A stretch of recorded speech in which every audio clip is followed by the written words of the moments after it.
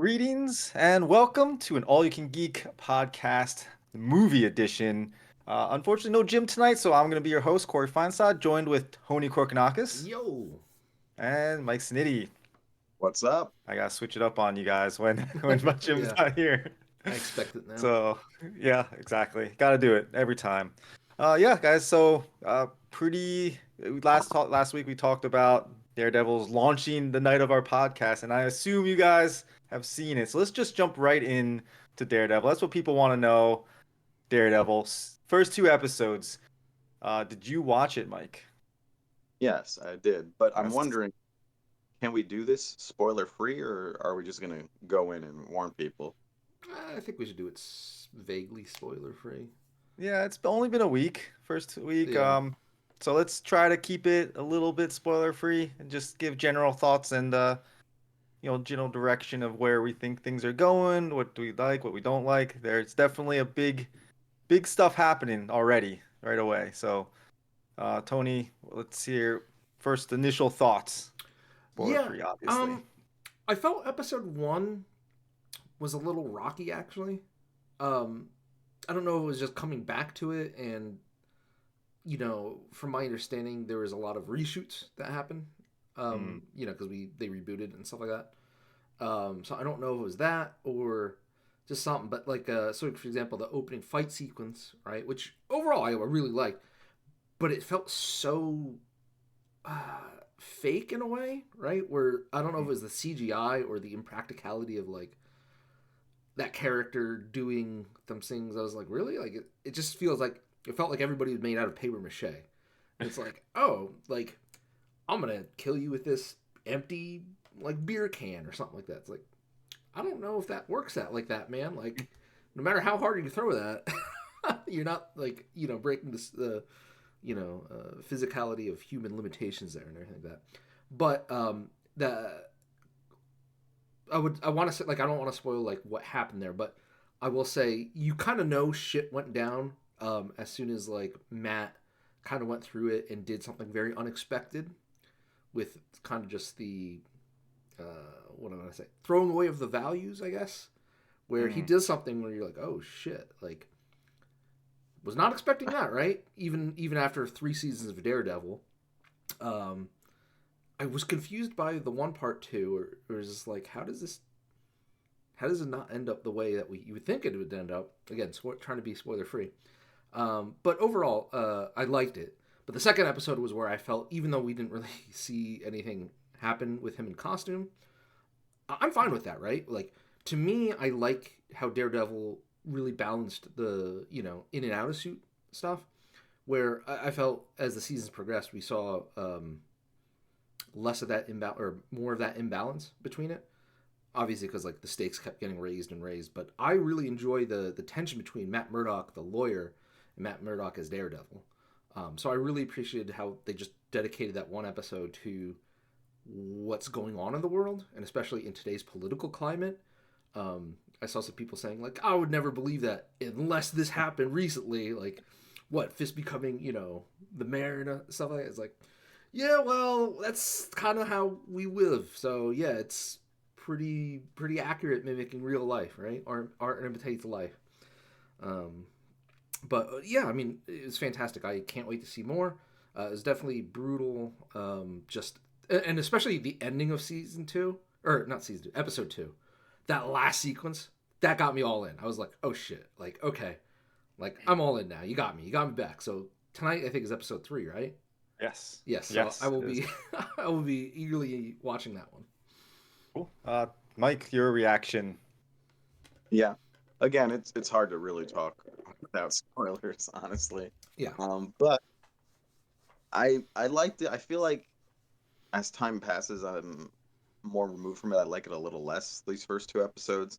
It definitely went in as if you're both supposed to feel the time gap from the Netflix show, but also be up to date and know everything that where they everyone stood before that as well. So it's this interesting sort of dichotomy of like continuing the Netflix show, but also is like that was a while ago as well.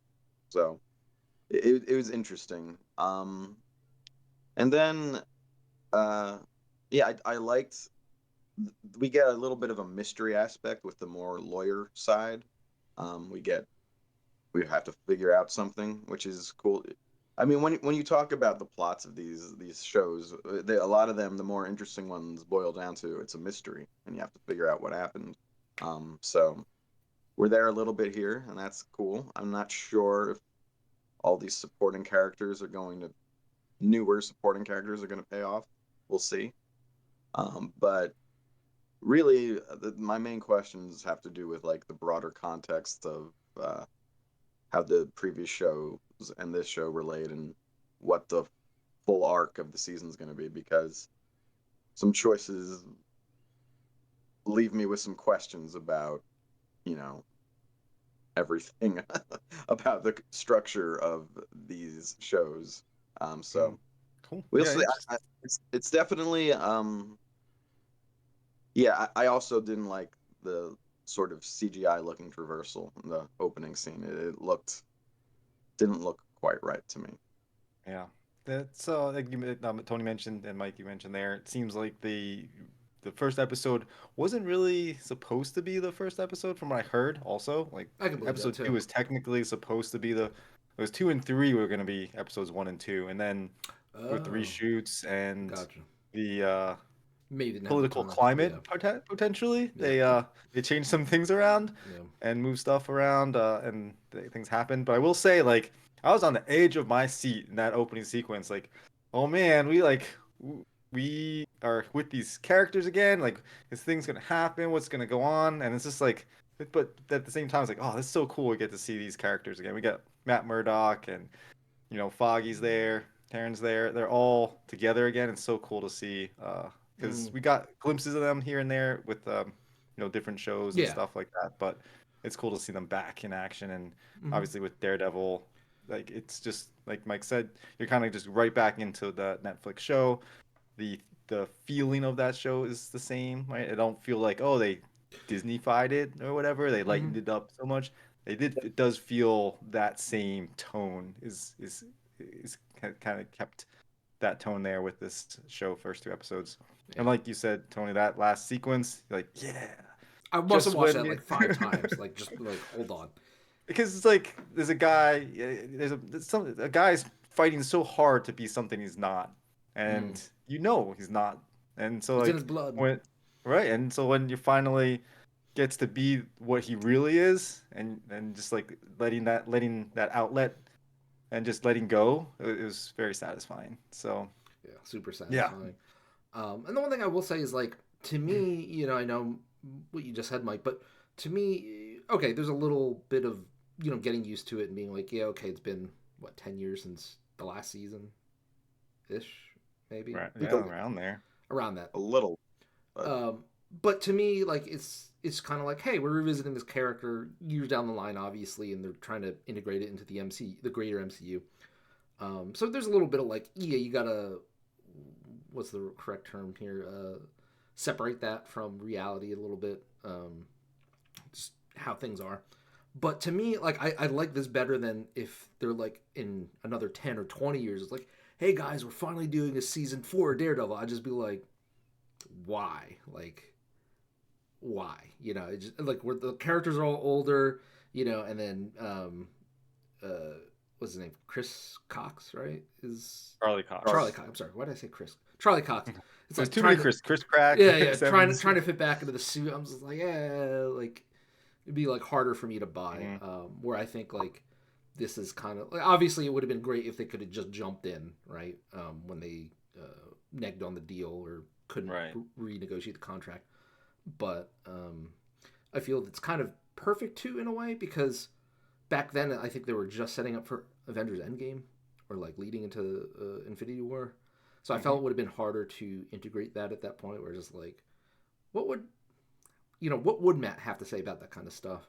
I am interested to see if they do cover that in the show because in even episode 2 we have Fisk talking about no soupies in New York City, no devils and the Vigilantes. spiders. Yeah, it's like, And oh, interesting. guys So with skulls on so he their does know, chest. and Yeah. man, like I would just love for them to have gotten Tom Holland to do Spider Man in one of these episodes. I think that would be really cool because obviously, you know, Pete himself is in a new era, right? After No Way Home. And Fisk is really a Spider-Man villain, you Yeah, know, at the end of the day. absolutely. And this definitely, yeah, some ties there, which is cool. But there was some news that does say that Spider-Man is contractually not able to appear in the Disney Plus shows. Yeah, I mean, So and that's it's fine. That's my interesting wish list. I mean, even if for it's not, now. even if it's not, Okay, for now. now do they say Spider Man or is it Tom Holland altogether in any form? Like, I just saw the headline and get to dig deep into gotcha. that. But it said like Tom Holland Spider-Man's contractually not Because able to be what I appear think in. would be cool is if they mirrored his appearance in Spider Man, where like it's just out of costume, but he does Mm. something where he's like, "I'm a really good lawyer." I think that was the quote, right? It's Right, just right. like if How'd you do Pete, that? yeah, Pete did something too, or he's like, "Oh, I'm just a really good delivery boy," or like, something like that, Yeah. or you know. But that's my How'd you get personal. that shot? Oh, I take great pictures. Yeah, exactly. Yep. Yeah. Yeah, that'd be cool. Definitely excited for this season, and looking forward to where it goes and what we get next. And we already know season 2 is going to be a thing, so that's exciting as well. They're Yep. going to continue this these characters and this like Hell's Kitchen low to the ground, let's say, closer to the ground superheroes. Yeah. Plus, you know, we know we're getting a Punisher special, and I You know? think I think I've heard a rumor, but like everybody's trying to come up with rumors and news and stuff because it's the hot thing to do.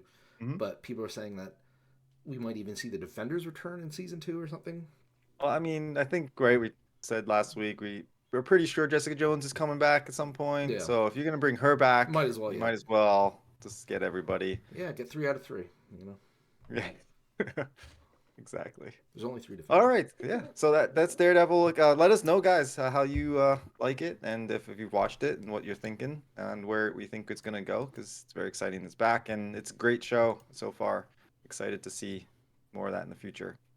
Is there anything else, Tony, that's of note that you've been up watching? I finished up Cobra Kai. Ah, okay. Did it? It did stick the landing, I will say. Oh, It's good. stuck the Okay. landing. I'm It had surprised based off of how your tone and stuff. Like, oh, I was like, I expected you to say something a little bit more ho hum.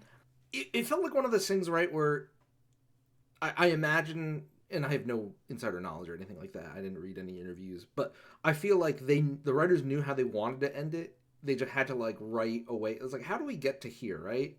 Where it's Mm, just like, oh, and then this happens, right? Where it's like, is this like an animated show? Like, is there a cartoon or an anime? I wouldn't think anything of it. It's like, okay, it's ridiculous. The suspension of belief there, just- but because it's mhm. rooted in live action, there are just some things where I'm just like, wait, what? Like, what are you asking them to do right now? Um, and the gap between part 2 and part 3 was even more ridiculous. Spoiler alert: during the tournament, somebody just dies, right? And you're just like, oh, okay, like that's that, right? I don't know how they're gonna close this one up. And right at the beginning of part 3, there's an entire episode like going through lengths of like, okay, well, we have to start up the tournament again. I'm just like, why? Why did we need to do this if that was the end? Like, hey, and the tournament continue. I'm like, why would you even write this then? Like, it just feels very, I don't know, That's crazy. That right? would never Yeah, happen, exactly. right? And that's the thing. It would never There's happen in a real life. Like, if somebody died in a tournament, like I'd just be canceled straight yeah. up. There's more important things Yeah, than a karate tournament. right. And I mean, you had a football player yeah, die for a few seconds and like get yeah, revived, and they canceled the game for that. Like, right. there's more important things. Come Right, on. and like you can't tell me that's like the football money into a football game is less important than a karate tournament, right? Like, and oh god, I hate the way they say it too. It's called the Sekai Taikai, but I'm just like, why did you like? I don't know if it's a real thing. I doubt it's a real thing, but like, why did you come up with this? There's got to be a better like phrase you could have used for the big karate tournament every year. But I am happy to say again, I'm sorry. There's one last thing where it's like because it's Cobra Kai and is Johnny Lawrence, they came up with the most ridiculous set of circumstances to get him like back involved in a tournament capacity. I'm just like, okay, like as soon as it was announced, I was like, okay, I get this, right? I get like the show is called Cobra Kai, but like I'm just like, if I were a spectator, right, in this fantasy world, and they're like, oh, and now this is gonna happen, I'll just be like, what? Like that's not how this. Like first of all, that's not how this works. If I'm showing up to see the greatest high school karate kids, Oh I'm not gonna. no. Yeah, I'm just gonna be like, what the fuck? But other than that, like all the characters got good Guys closure. Yeah, gotta get his moment, you know. He's yeah, got he's gotta get that #1 trophy or whatever instead of that second yeah. place that gets. And it's interesting. So we just talked about Daredevil in the other Netflix Marvel shows. I don't know if you remember. I forget his name. He was one of the minor villains that showed up in Iron Fist. Um, he's Scorpion in Mortal Kombat, I think, the new Mortal Kombat movies. I forget his actor's name, but he's a character in the last season. Um, and he just plays a really nice villain because he actually gets to talk and fight and Mm. stuff. And I was so I thought it was coincidental. It's Oh, kind of nice. ironic, but yeah. And then yeah, just those two. Okay. Mike, what about you? Anything else exciting? Nothing. Just Well, Daredevil. yeah, same for me. I'd catch up on a couple anime, just watching some of that. And yeah, so Daredevil's a big thing. Again, we'll be talking about it, and hopefully we'll be able to do like a spoiler cast and really delve deep into the whole series later once Yeah, it finishes up. yeah, definitely be nice too. All right, let's get into some news. There was stuff happening in the movie world. And let's just start with some quick hits here because Jim's not here, unfortunately, but he obviously would love to talk about the Severus Snape casting, I guess. Of course he would. Um, I'm gonna say his guy's Jim is name. like the biggest fan of being a fan of something. He definitely is, and I mean, he gets excited for it, and it's interesting the direction with some of the casting. This is Oh, I think this is definitely Papa interesting. Esiadu, Yeah, I don't Papa know. Esiadu. Let's go with that. Is going to play Severus Snape in the new Harry Potter series. They are doing a race swap here, which I mean, I don't care. Doesn't matter to me, but Yeah. definitely is going to affect certain people's opinions. Well, right. So the thing is, again, I personally don't care. If you want to go a certain direction, that's fine. Creative Freedom input and and all, all. yeah, freedom and everything. But of all of the characters you could like race swap, I'm just like, this is probably the worst one to do it for, right? Whereas just Hmm. Severus Snape is, an antagonistic, villainous character for a good part of the series. Not to mention, I'm gonna spoil it because whatever series It's is Harry like Potter. People 20 know something. Harry Yeah, Potter. yeah, exactly. It's like 20 something years old. But it's like, Harry's dad bullies him as a kid, right? And I'm just like, so Harry's rich, privileged dad is gonna, White Dad. yeah, white dad is gonna bully the black kid that's ugly and poor. I was like, huh, that's interesting social commentary. I'm sure, like, this was done without any forethought at all by an author that named the Asian character Cho Chang. Definitely nothing Yep. involved here. Fuck J.K. Yep. Rowling. Fuck Harry Potter. Yeah. So we got Harry Potter casting. I'm I will say I'm interested to see how this turns out because we always talked about how this should have been a TV show and not a movie series. So we'll see.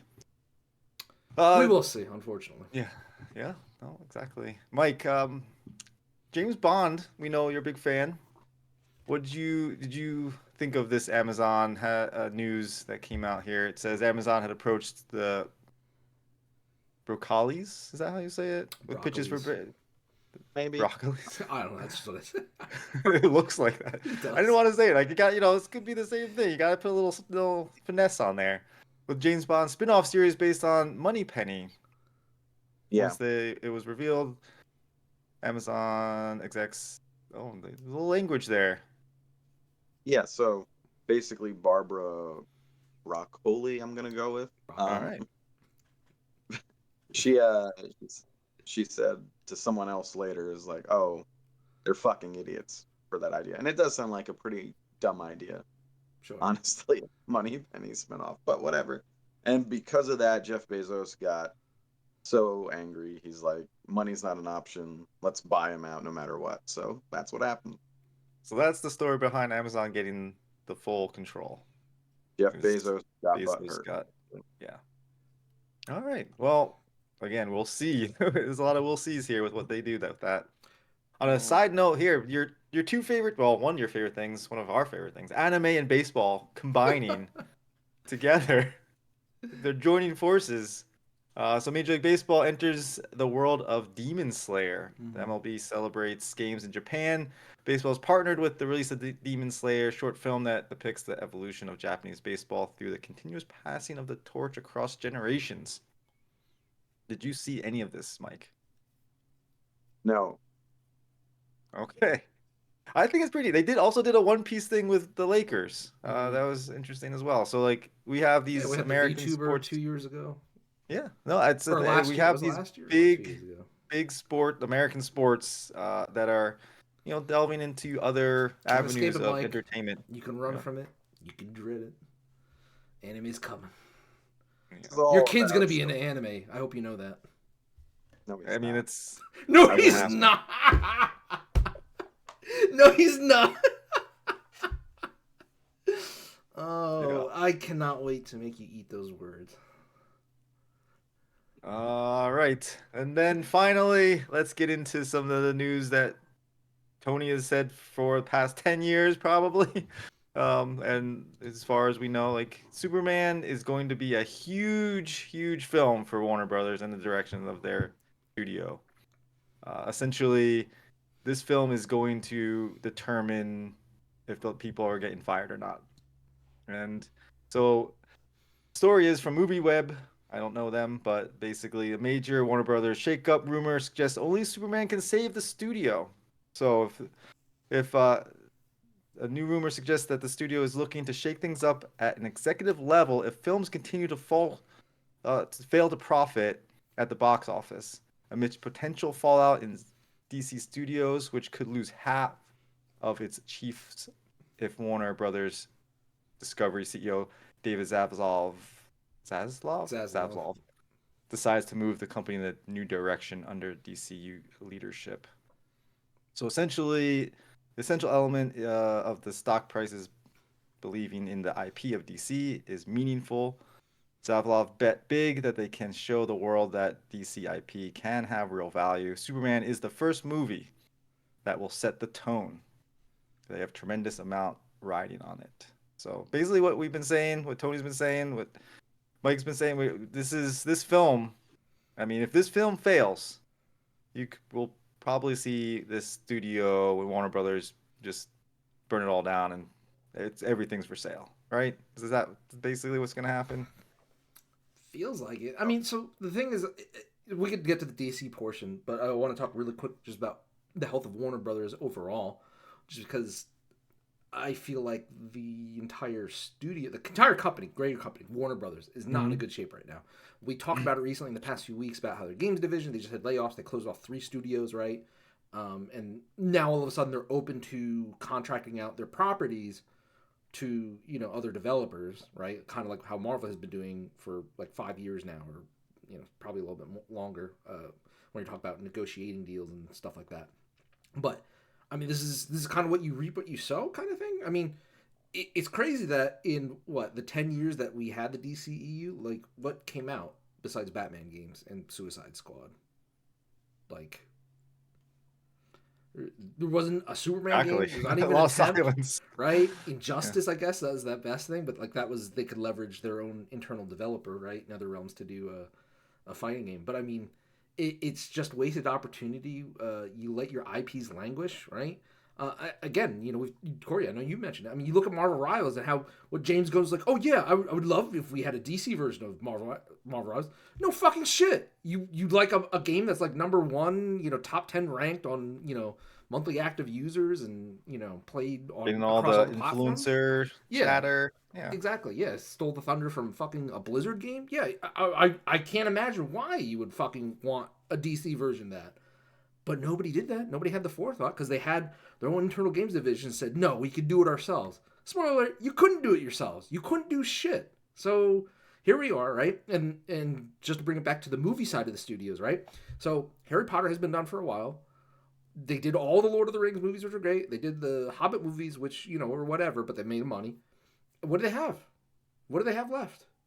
right? Outside of the DC stuff, which we saw the end of. I don't want to get into pissing contests about that, but this is all they have left for iconic properties, right? You think they would have capitalized on Game of Thrones and done a Game of Thrones movie at some point, right? Even if it's a side, like why we so poorly run as a company, and it's just depressing, right? Yeah, Because and it starts at the top too. yeah, absolutely. I mean, a lot of it's Zaslav. With the game studio, it's the other guy, the head of the WB Games. He just stepped down that we reported on that week.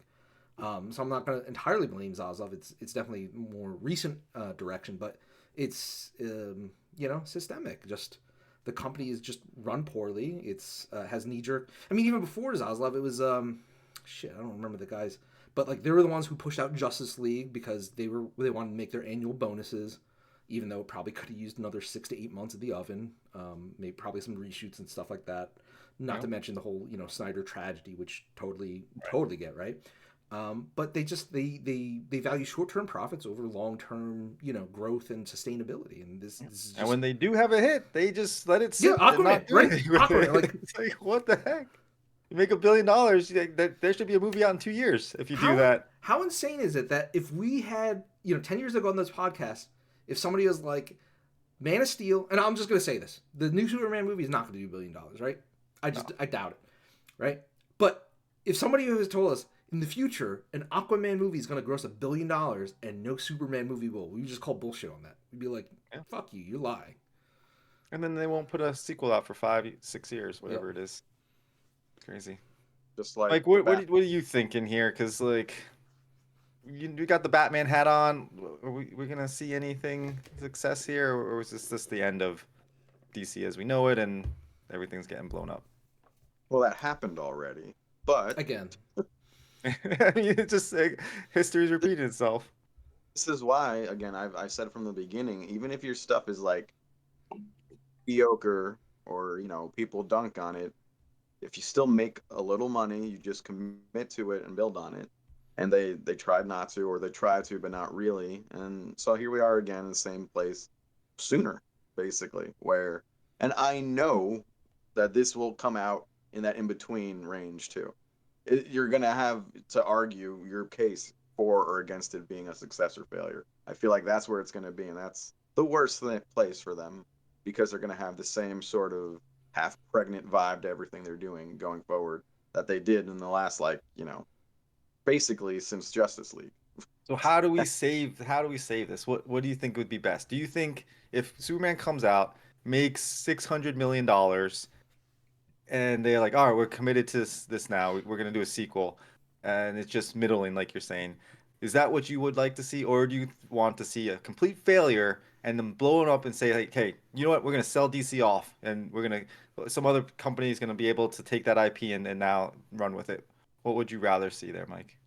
At this point, I didn't feel about this last time, but I do feel now that Zaslav is in charge, who seems to be actively antagonistic to IP and writing and everything. Now that he was running the show, I'd rather just see them blow it all up again. If they're halfway like that, Sell it off. not attached to anything this time because nothing's really presented itself. Yeah. So, So how do you fix it, Tony? How do we fix this? So just to follow up on what Mike said, so I feel, prediction-wise, right now, if Superman comes out and bombs to the point where, like, hey, I'll say 500 million or less. 500 million is a bomb. Okay, I mean, that's fair. Absolutely, 100%. I feel like if this does, like, 600 million is probably the bare minimum to be like, hey, okay, that was a good effort. Like 600 million with good word of mouth and like review scores critically and user scores. I think they'd be like, okay, actually, you know what? We got to rebuild the brand. I think somebody could talk Zaslav and be like, well, everybody liked it. It was just, the stench of the, whatever. I feel like 600 million bare minimum, you could get away with that. 500 million, we're talking like Superman alone can't even pull $500 million. Like, fucking shut it all down, right? And the sad thing is, if that happens, right, what's going to happen is Zaslav is going to go and start being like, all right, well, you know what? Fuck it. We're going to contract our properties out to whoever will pay us the most money for them. You guys want to use Superman? You guys want to use Batman? Go ahead. Just fucking pay us money, right? And we'll profit off that way, right? Yeah. But the thing is, according to the way the WB Games portion of that, where it's like, hey, yeah, you want NetherRealm Studios to make your game, we'll license you out the Justice League or whatever. They just want insane amounts of money for it, which no publisher bid on, no developer bid on. I think the only studio that would / company that would be interested in doing this would be Amazon. And or Disney, if they really wanted to be like, yeah, let's have the entire superhero market to ourselves. Those are the only two companies I could see affording. No, if Disney did that, oh my god, that would be ridiculous. Right? Yeah. I guess maybe Apple. I mean, Apple's got a lot of cash. I don't think Apple's. I mean, they just talked about wanting to reduce spending on Apple Plus. They don't advertise, right? If what's his name? Cook, yeah. If Cook was like a super DC fanboy, we just didn't know it all these years. I could see him being like, yeah, throw it. I'll throw fuck you personal money at this company. We can make our own movies. Then I can see it. But like, who else is there? No, there's it's no not one Paramount, right? It's not NBC, Comcast, whatever. NBC, Comcast. Like, there's just nobody that has that kind of money, especially in this market. And that is the part that kind of kills me, right? Is that James Gunn has an uphill battle, especially now, because if he had made this 5 years ago, I think it would have been like pre-COVID. I think it would have been a completely different story. I would have a more positive outlook. But the thing is, even to me right now, even if James Gunn comes out with a Superman movie that's a A on Cinema Score, reviewed well metacritically, I think I'll just say around 80 for a superhero movie. I think would be good, right? Because we know they're always lower than artsy Oscar bait movies.